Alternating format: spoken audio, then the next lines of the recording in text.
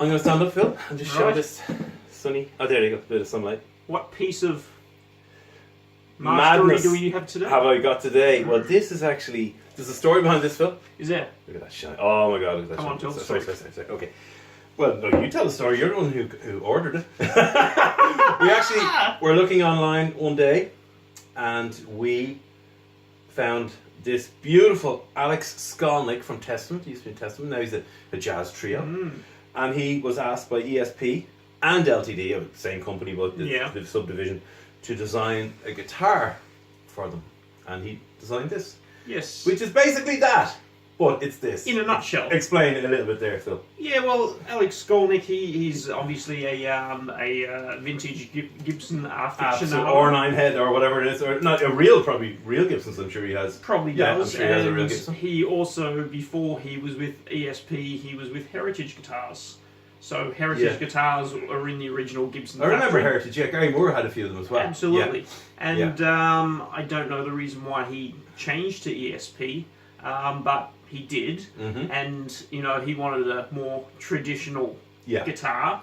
And I think he's done a guitar which sort of fixes a few of the Gibson problems. You can see the headstock. It's not as wide. The tuning pegs. And so the problem is when those string goes through the nuts and boom at an angle. Yes, you hate that. It puts a lot of pressure on the headstock. That's what you were impressed with, wasn't it? Yeah, I thought it was a well-designed guitar. It's got a smaller volute. It has actually than the regular LTDs. It's got a small or ESPs, which is a good. He obviously said, "I want a smaller volute." Absolutely, he's designed it that way. Yeah. It's a three-piece mahogany neck. I'll just show the volute while I'm here. And the good very thing about thin volute. Your three-piece neck is it's stronger because you've got three pieces of wood glued rather than one piece of wood which wants to twist one way. Yeah. You've got three pieces that are sort of fighting against each other and holding the structure better. It may sound weird saying fighting against each other, but the actual three piece is a stronger neck. So I think it's a well-designed guitar. It's got lovely pickups in it. Yes. We have Seymour Duncan. Yeah. Oh, sorry. I was just going to show his actual signature is there. Yeah. The simile of the signature on it as well. Which is a really cute little idea. So you got Seymour Duncan SH4 in the bridge, which are amazing. We had them. I had them in my Leicester years ago. Yeah. SH1 in the neck. Yeah, that's right. And again, it's going for that vintage tone of a guitar. Yeah. And I mean, how much was this guitar? Well, even finding this guitar in Europe is hard. It's hard. It is hard because they sold out and just and I was looking for this guitar on Thomann, Gear for Music, some German, another one, something station, music station, Pro Music Tools. They were going for about $1,350, about $1,300, $1,350, and if you could get them, what you can get if you've got €7,790 is buy the real ESP one, which is insane. Yes. It's the most expensive guitar I've ever seen for a new built Japanese guitar. Yeah. 7,799 or something. But that's with the Floyd. We must mention now there's two different types of Skolnick. There is, yeah. This is the one without the Floyd, and it's beautiful. Tone Pros hardware. Yes, Tone Pros. And it's like a Leicester. It's like your Sunburst Leicester. And then there's a beautiful deep blue one. Yeah, it goes from sort of like stunning blue, black into blue with a Floyd. Yeah. This one is just 6,200. ESP. The ESP version, not this. Yeah, not the ESP version. Yeah. And then the ESP blue one with the Floyd is 7,790.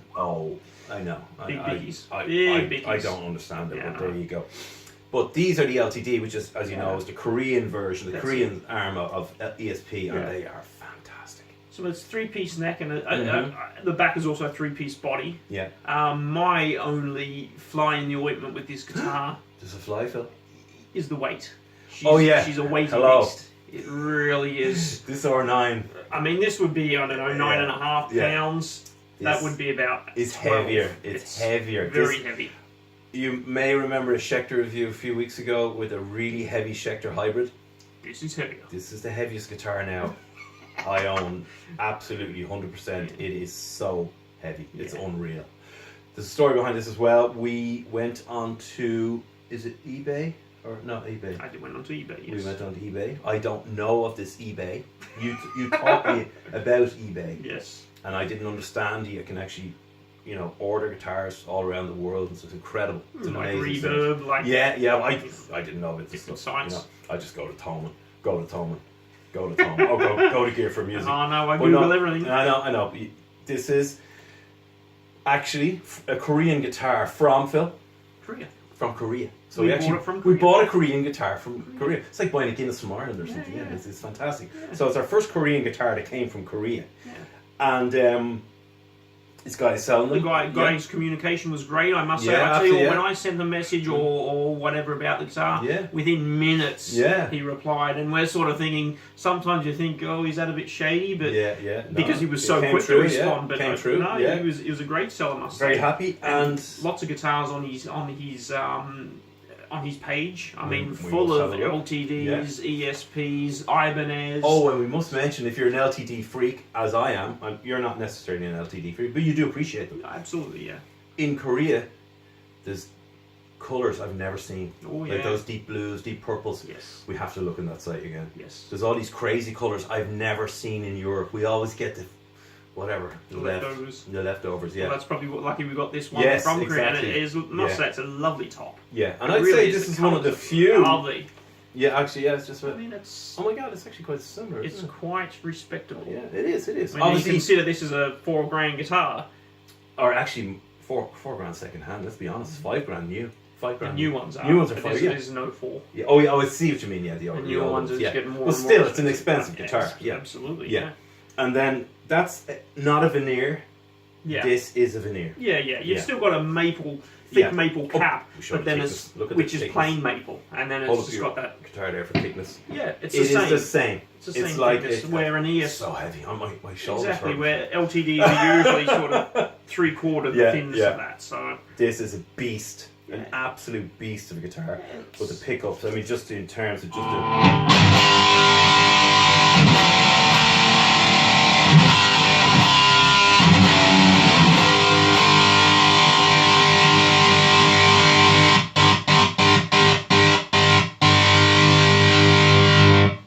it brings us to something else, Phil. Even we've got a lot of distortion, it rings out. Why did Alex do this? We have to talk about this. Yeah, it's an odd one. He has turned the traditional 3-knob thing going on, where you have tone down here, which is fine, it's still tone. And also, isn't there a coil? Yeah. There's a coil tap in that one, and it's only for the... only for the neck pickup, okay. Yeah. That's fine.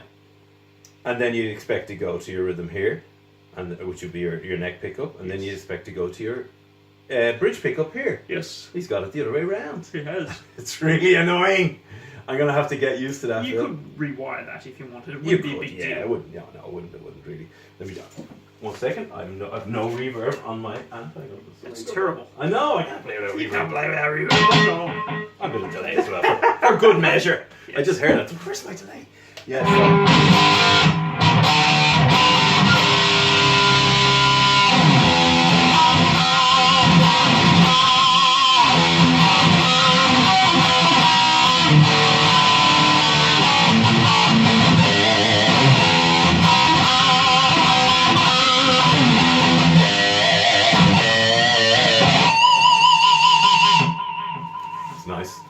tasty. It is. The pickups are fantastic Yeah, in that really guitar. are. And I must say, even acoustically, it really rings out nice. Yeah, It really does. Acoustic ring. Does. Beautiful. You know. Really tasty. Yeah. Okay, these are That all is, strings. yeah, they are all strings. In But that fairness, rings out nicely. definitely. Let me just try and get used to this here with the neck. Oh, yeah.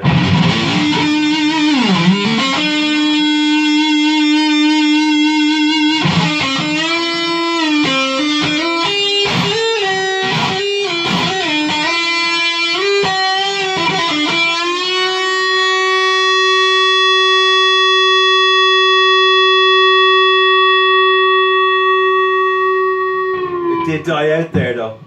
It did die out. You know, it's still fine, yeah.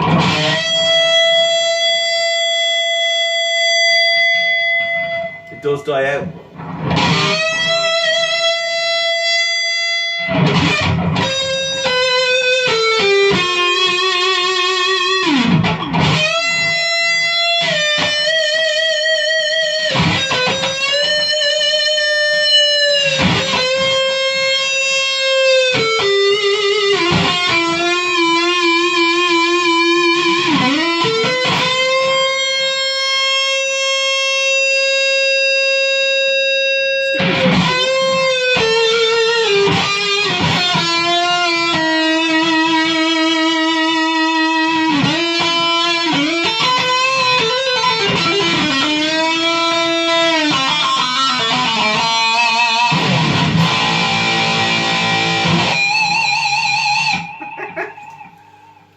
I like it, Phil. It's very you. Yeah, it's very me. Yeah, it is very me. No, I'm very happy. And it's a very beautiful thing. And it's LTD number 4 now, I think. Ooh. Yes, I've kind of had an LTD.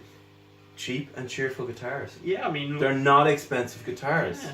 This was the grand total of nearly $1,000, just under $1,000, wasn't it? We were lucky to get it. You know, and it like 900 grand, euros or dollars is not a hugely expensive guitar. Absolutely and you're not. Getting pro quality. Geez, yeah, what the hell? Tone Pros. Why not buy one? Yeah. Seymour Duncan, Grovers. Yeah. Beast weight, if you like that kind of thing. Yeah. You can actually play this guitar and work out at the same time. You're getting muscles.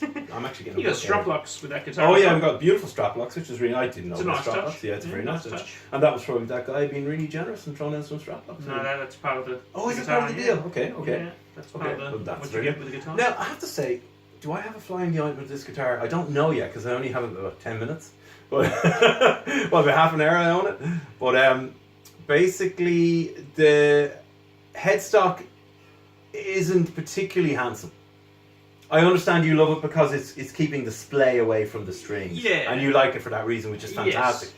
But aesthetically, I wouldn't go crazy about the headstock. Yeah. I love the EC 1000 headstock, which Yeah, is so great. they've used it and just cut it in. Yeah, they could have. Obviously, Skolnick wanted it that way. That's very nice. The neck is just... is that Pau Ferro? Or is it Roland? It is. Is it Pau Ferro? It is. Oh, no, I was going to say it's very... That's the only... There's my fly in the ointment. But I can fix that colour for you. How, Phil? Just use a bit of linseed oil. Right. And I'll put that on with a cotton pad, and that'll Really? just bring Make the colour out. make it dark. It'll bring the colour out. What's so that? it What won't. do you mean out? Well, that's. It's bright enough. Phil. No, that's light. Mm. But when you put a bit of oil, it darkens it a little bit. Okay, because actually if you hold up that guitar there, we can see just through the camera there, Phil. Yeah, that it's is a lot darker, yeah. Yeah, I mean, I love ebony boards. Like my Schecter has an ebony board, the Jacksons have This ebony is rosewood, boards. yeah. Yeah, that's rosewood, and this is Pau Ferro. Oh dear, my first Pau Ferro guitar. Why did they use Pau Ferro again, Phil? Well, the whole CITES regulations now with the guitars. Yeah.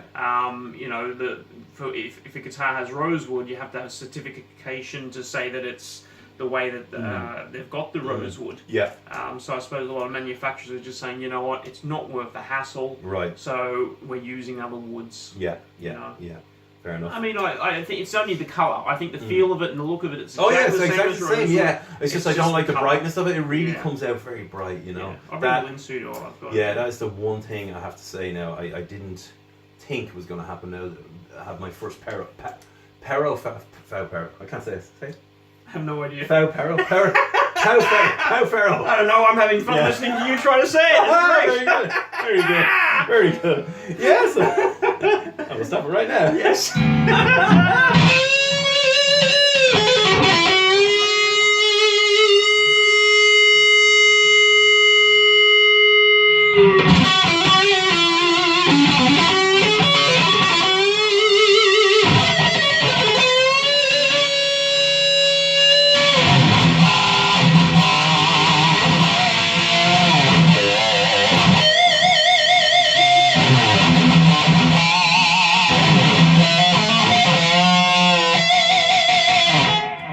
It does the squealy thing. It does the squealy thing, and we also have to say, the setup was a bit unsetty-uppy, wasn't it, Phil? It wasn't very good. It wasn't great, no. I brought the action right down. I mean, it was pretty bad. Yeah. And as you said, it's still a bluesy action. It's not very low, which, you know, everything rings out nice and clear. Yeah. But it was double that action. It was terrible. It was, yeah. Well, I didn't actually see that, but I take your word for it. But that is absolutely stunning. It really is. Yeah. And under $1,000, can't go wrong. Well, we got it under $1,000. Well, yeah, okay, $1,350. Yeah, it is. Yeah, and like I said, it's very rare to find. You don't. If you go on Thomann or go on Gifford, you won't find this guitar. They're gone. Yeah. I mean, are these limited editions or? I think it was around 2014 or so. Yeah, it was. Yeah, it was early enough. Yeah, and now I think it's just one of those models that they don't do anymore. Really? Yeah. I don't know why. It's a shame. It's a fine guitar. I think, you know, the sort of little subtleties that he put into the guitar are great touches. Yeah. Absolutely. You know. I'm loving it, man. I'm actually loving it. It's going to take me a while to get used to it. It is so heavy. Oh my god, I'm getting a sore shoulder here. It is like really heavy. You've got strap locks on. Yeah, I know. Yeah, it's crazy heavy. Maybe that's the reason the strap locks. This is a heavy guitar. Yeah, actually, that's straps a good are going to come off. What are we going to do? Probably have that problem. I think we better put strap locks on there. It is without doubt the craziest, heaviest guitar ever. I think in existence. We got to try and find a heavier guitar than this. Yeah. Do you remember years ago we were in the shop and we picked up a cherry red Paul Reed Smith, and it was the most unbelievably heavy guitar. It was terrible. It was shocking. Yeah. You expect a lot more from PRS. Yeah, that was unreal. That was. I've never felt heaviness like that. Maybe this is up there with it, man. It probably is. Whoa, it's a beast. Because some people like weighty guitars, you know. But it's good to know. It's good to tell people that if you are buying this guitar, if you see this guitar secondhand or whatever, it's a heavy guitar. Be prepared. It's like an R9, or it's actually heavier than an R9. Heavier again. It's the heaviest guitar I own. Yeah. This is nuts. You know. So just to let you know, just be aware of that. But I mean I love the SH1, which I had on a cherry red Gibson Les Paul I had before, and the SH4, stunning pickups. But I'm liking the fact that they're not going on forever. I like that little bit of where it's dying off. That's kind of nice. It's the vintage vibe with those pickups. Yeah, it is nice. It's not trying to be EMGs. It's not trying to be, you know, wound pickups of 14K. You know. Yeah. And you get a.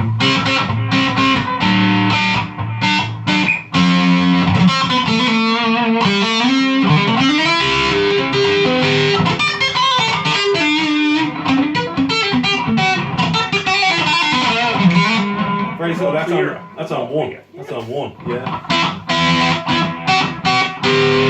That's just on half there. It's beautiful. Yeah, really tasty. Gorgeous. So there you go. This is Alex Skolnick. Yes, and the first of many LTD acquisitions I've made lately, and we'll be doing further ones. Reviews. Yes, they are reviews. Yes, we'll be doing further reviews. So this is the Alex Skolnick. Yeah. There's not any numbers to it, Phil. That's just an Alex Skolnick model by LTD. 2018. Made in 2018 with the very handy W signage on this, so you can know when it is. It basically says W18 if it's 2018, W06 if it's 06. And have you got a dynamometer on this one? You know what? I do. I'm taking a point off for the sheer heaviness, which is ridiculous. But that's not a fault, really. It's just a preference. Maybe he loves really heavy guitars. I don't know. I think it's But I would give this a solid 9 out of 10. It's absolutely stunning. A solid 9. What would you give, Phil?